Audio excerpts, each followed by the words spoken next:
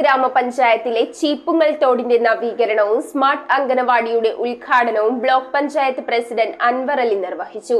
2022-23 വാർഷിക പദ്ധതിയിൽ ഉൾപ്പെടുത്തി വാഴക്കുളം ബ്ലോക്ക് പഞ്ചായത്ത് അംഗം സുധീർ മീൻതറക്കലിന്റെ പദ്ധതി വിഹിതം ഉപയോഗിച്ചായിരുന്നു തോടിന്റെയും അംഗനവാടിയുടെയും നിർമ്മാണം.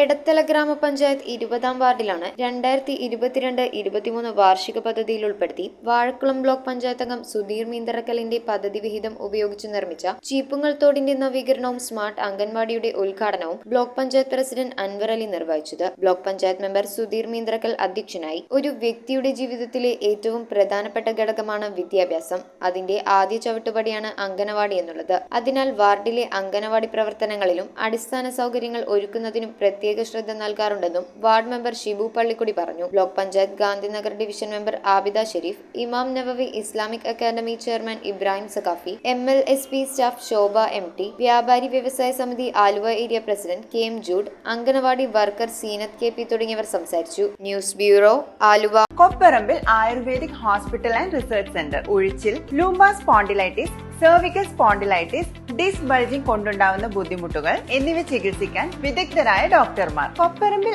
Ayurvedic Hospital and Research centre,